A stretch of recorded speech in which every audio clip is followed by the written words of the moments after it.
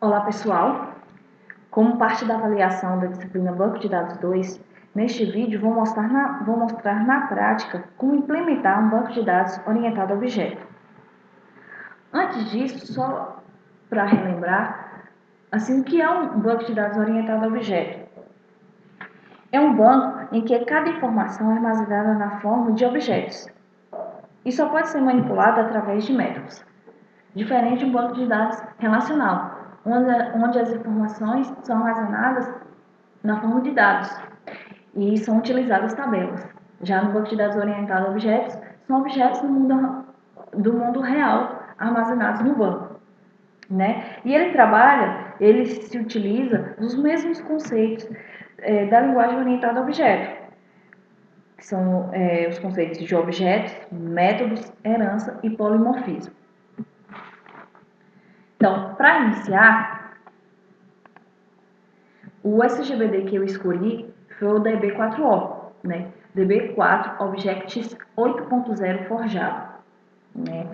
Eu vou falar mais adiante, mas para você fazer o download, né, do SGBD, você pode escolher tanto para programar em Java quanto para programar utilizando C Sharp. Eu vou mostrar mais adiante. Vou falar um pouquinho sobre ele. O DB4O é um banco de objetos open source que possibilita aos desenvolvedores Java e .NET reduzir o tempo e o custo de desenvolvimento e alcançar níveis nunca vistos de performance. Né? Então, como eu falei, você pode baixar o DB4O, Java e o .NET. O .NET é para desenvolvedores C Sharp. Eu preferi utilizar o Java, né? E ele é open source. Se as empresas quiserem um SGBD mais robusto e tal, você pode pagar por uma licença para poder utilizá-lo com mais recursos e tal. Ele é projetado para aplicações tipo embarcado, cliente-servidor e desktop. A ferramenta permite armazenar classes Java, no meu caso, né, eu utilizei o Java, diretamente no banco, sem precisar utilizar consultas SQL ou qualquer tipo de framework que faça um mapeamento objeto relacional, Hibernate, por exemplo. Empresas como a Bosch, Hertz, BMW, Intel, Seagate utilizam o DB4O. Então, ele não é necessário utilizar linguagem de consulta. No caso, a linguagem de consulta utilizada no banco de dados orientado a objeto é o OQL, que é muito parecido com o SQL, como está falando aqui. No DB4O, você faz todas as manipulações com os objetos, as consultas, no próprio código, como eu vou mostrar. Suas vantagens. A ferramenta nativa em Java ou .NET oferece rapidez de inserção e consulta, processamento de 200 mil objetos por segundo, utiliza pouco recurso computacional, tem fácil aprendizado, não possui nenhuma linha de código SQL para CRUD, Create, Read, Update e Delete, disponibiliza acesso direto ao banco sem utilizar o ORM, ou seja, mapeamento objeto relacional. Como eu falei, ele não possui nenhuma linha de código SQL para CRUD. É todo feito na própria linguagem de programação que você estiver utilizando, né? No meu caso, Java, poderia ser em C Sharp se você estivesse utilizando db4o.net. Aqui é a comparação dele com um banco de dados relacional, em que objetos são transformados em dados e armazenados em tabelas. E no DB4O, são objetos do mundo real armazenados no banco. Né? O objeto é a mesma coisa. Os mesmos objetos do mundo real são armazenados no banco. Funcionalidades. Ele não precisa ser submetido a um administrador, já que as rotinas de melhoria de performance podem ser feitas por um programador. Então, como eu falei, ele até no meu primeiro seminário, não é necessário um DBA, basta apenas um programador, pois todas as rotinas de consulta, tudo vai ser feito no próprio código.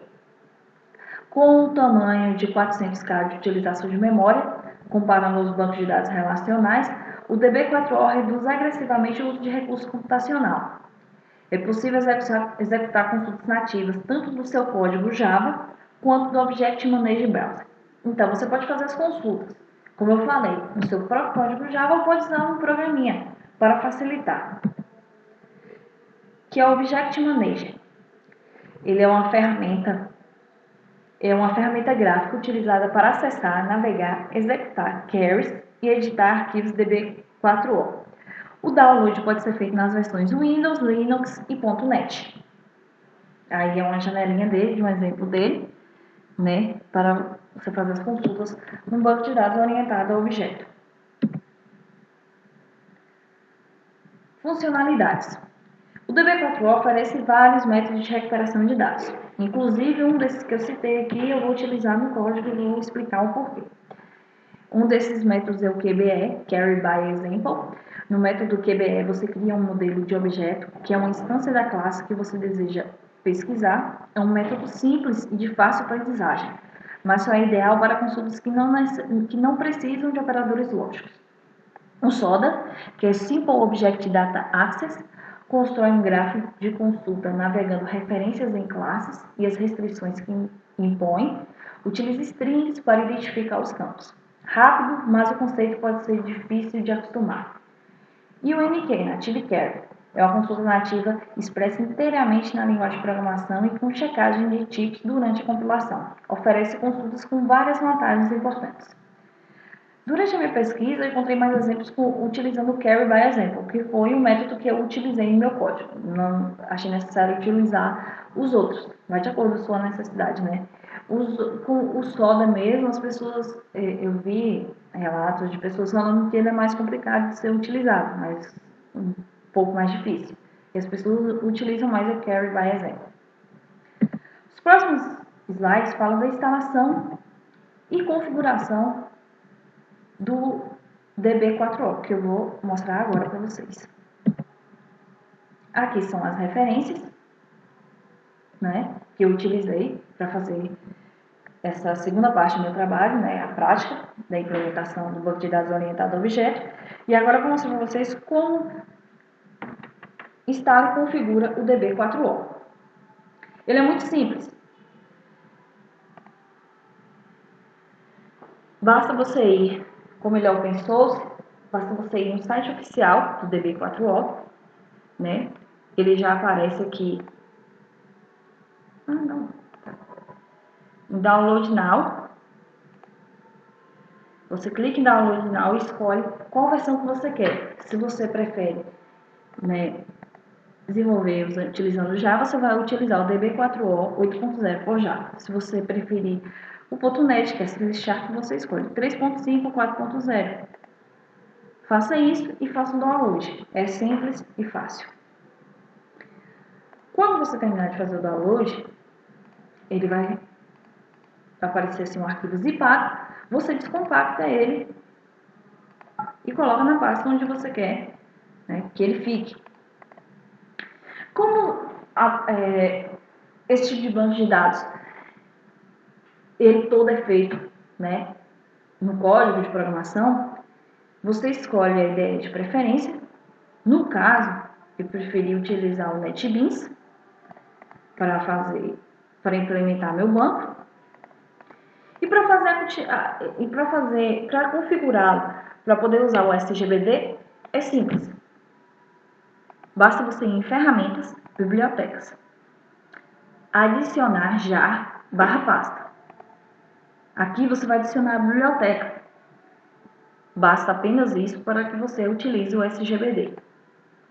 Vai na pasta onde você descompactou o arquivo do SGBD.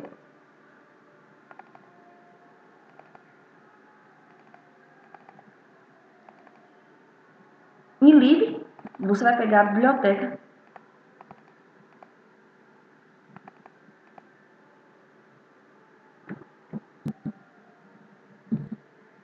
Então, você clica aqui em lib.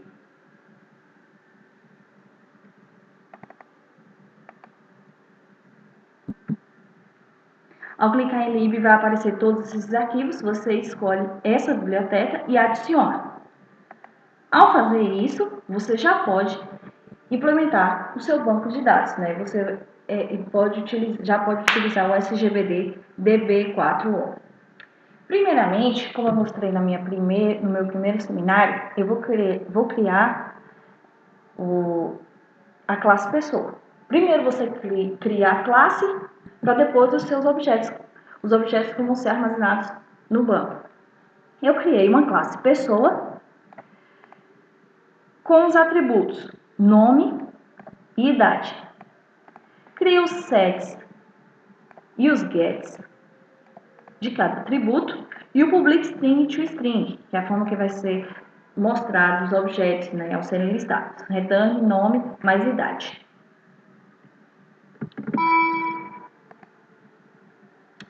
Ao fazer isso, né, vamos para a classe principal, onde eu vou criar o banco.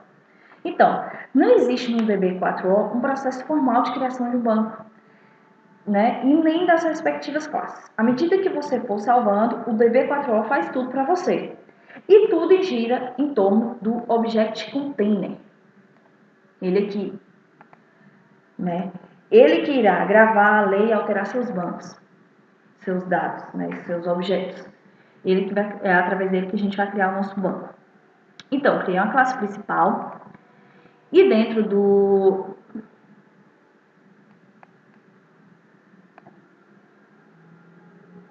do main eu vou começar, né, a colocar os comandos. Pois é, o Object Container, através dele que eu vou criar um objeto DB, vou colocar db4o.openFile e aqui dentro do parênteses eu vou colocar um caminho onde eu quero que meu banco seja criado. Aqui é o nome do meu banco. Ele vai ter extensão .iap, né? Eu posso colocar o nome que eu quiser, .iap. Aqui vai ser o meu banco, né? Que eu vou criar através do Object Container. Ao criar, ele aparece aqui junto com as classes que eu criei. Classe pessoa principal banco.yap. Aqui eu coloquei o try. Dentro do try finally. Dentro do try eu vou fazer as inserções, as alterações, deletar, de acordo com os métodos que eu criar, né? Aqui dbClose para fechar o banco. Então, eu criei 4 métodos para manipular esses objetos. Como eu falei, não é necessário, não existe uma linguagem de consulta, é tudo feito no código, no próprio código, né? E eu criei 4 métodos para manipular. Você pode criar quantos você quiser, de acordo com a sua necessidade, de acordo com o que você for fazer com seus objetos. O primeiro método que eu criei foi o inserir. Public static void inserir. Eu usei como parâmetro Object Container DB, que é importante, né? O banco de dados que eu criei, string nome e entidade. Vou criar um novo objeto da classe pessoa, vou setar o nome e a idade, e o db.story e o p entre parênteses. O p, ele vai armazenar os dados do objeto criado. E quando eu coloco o db.story e o p entre parênteses, eu estou gravando esse novo objeto, os dados desse novo objeto, no banco. Né? Ao armazenar, ele vai aparecer que o objeto foi inserido com sucesso. Vai aparecer essa frase. Em seguida, eu criei o método public static void listar. Como parâmetro é necessário colocar apenas o objeto container DB. Não precisa mais que isso, já que ele vai apenas listar. Notem que eu usei aqui o db carry by example para fazer a pesquisa no banco. Um método que foi um dos métodos que eu falei, que eu citei anteriormente no slide. Um dos métodos de recuperação. O object set result vai receber o db.carry by example. Há uma coisa importante que eu esqueci de falar. Aqui eu importei as classes que são necessárias, né, para criar o banco e fazer todas essas manipulações. Que é o import, né, db4o, vocês podem reparar que todos têm o db4o, object contain db4o e object set, que eu utilizo durante os métodos. Vocês vão ver. Object7 que eu usei, né? Aqui system.out.println, que vai ser o nome e a idade, vai aparecer lá o nome e a idade. E eu coloquei dentro do for o result.size, que ele vai fazer uma listagem do tamanho do banco, né? E vai aparecer todos os objetos que estão inseridos no banco. Esse foi o método listar. Outro método que eu criei foi o deletar. Aqui eu usei até a função delete. Public static void deletar. Para criá-lo, eu passei com um parâmetro, né? Object contain DB e o string nome.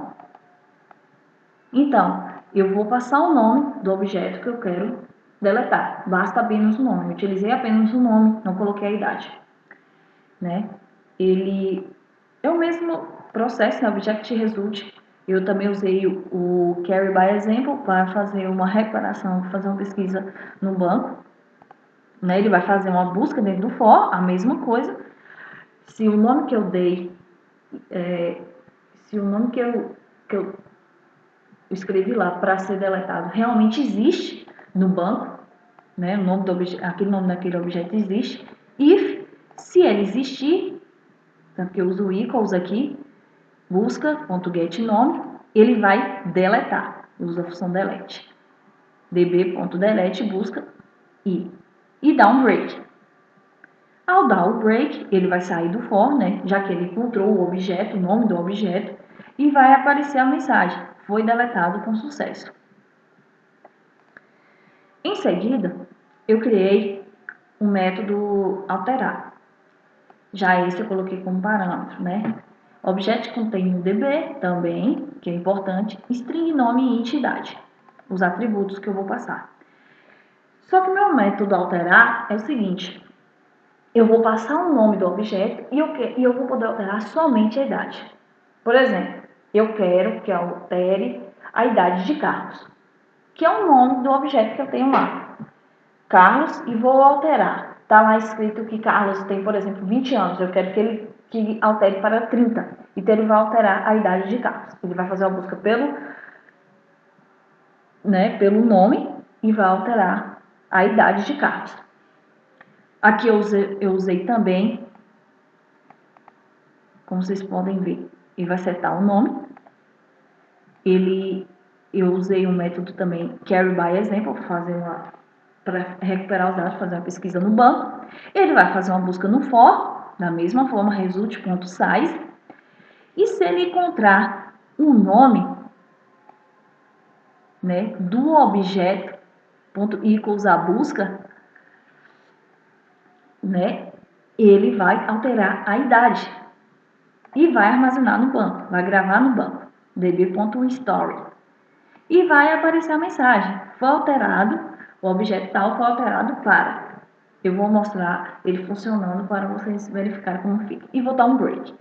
Caso ele não encontre, se i for igual a result.size, né, ele vai aparecer registro não encontrado. É porque esse nome não existe no banco. Não tem nenhum objeto com esse nome. Feito isso, eu criei apenas esses 4 métodos para poder demonstrar para vocês. Vamos praticar, vou mostrar para vocês como é que está funcionando. Primeiramente, eu vou listar, eu coloquei tudo comentado, né? Eu vou listar para vocês todos os objetos que estão no banco de dados. Então, continuando. Se eu quiser listar todos os objetos que já estão inseridos no banco, que dentro do meu try tem listar, né? Eu tirei o comentário e vou botar para listar.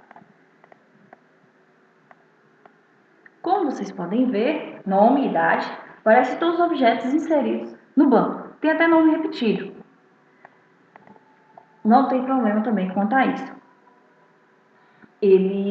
Um detalhe interessante é que ele é case sem sentido, então, da mesma forma que está aqui o nome, você tem que escrever da mesma forma, se você quiser manipular com o nome o nome desse objeto, você tem que escrever da mesma forma, se tiver no nome letra maiúscula, você tem que colocar e tudo. Então, listar. Se eu quiser inserir Simone no DB, vou tirar o comentário aqui, basta apenas você colocar o nome inserir e os parâmetros DB, Simone e a idade dela. Eu vou botar para rodar, para vocês verem. Simone, 32, foi inserido com sucesso. E na listagem, que eu deixei lá sem comentar, né, que eu posso deixar a listagem aparecendo, aparece aqui embaixo já o nome de Simone, o objeto Simone, já gravado no banco. Agora, eu quero inserir Cremildo. Compilo, Cremildo 28 foi inserido com sucesso. Aqui embaixo, na listagem dos objetos em banco de dados, já aparece Cremildo. Agora eu quero inserir Carlos. 39. Compilar. Carlos 39 foi inserido com sucesso. Ele já aparece na lista. Então, o método de listar está funcionando, como vocês podem perceber. Agora, se eu quiser alterar algum objeto, como eu falei para vocês, eu vou passar o nome do objeto e vou alterar apenas a idade. Eu quero alterar a idade de Carol. Eu escrevo da mesma forma que está aqui, Carol está com letra minúscula, né? De 30 para 17. Ele vai fazer uma busca pelo nome de Carol e vai alterar a idade dela. Aí, Carol 30 foi alterado para Carol 17. E aqui embaixo já aparece, na listagem, Carol 17. Se eu colocar aqui um nome que não existe, de um objeto que não está aí, por exemplo, João, ele vai colocar aqui, registro não encontrado, porque não tem nenhum objeto com o nome João no banco. Né? Se eu quiser deletar, por exemplo, eu quero deletar Carlos. Tem Carlos aqui, né? Eu coloco aqui. Carlos foi deletado com sucesso. Ele pega como parâmetro apenas o nome, né? Então, por isso que fica a idade 0. Eu não coloquei a idade. Eu coloquei para fazer a busca apenas pelo nome. E aqui vocês podem perceber que ele já sai daqui. Se eu colocar aqui Ivic, tem duas vezes, né? Tem duas vezes.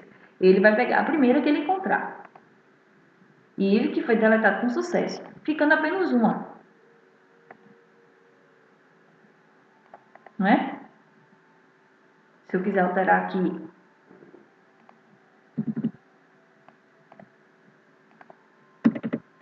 colocar a unidade verdadeira, não é essa. IFC 29.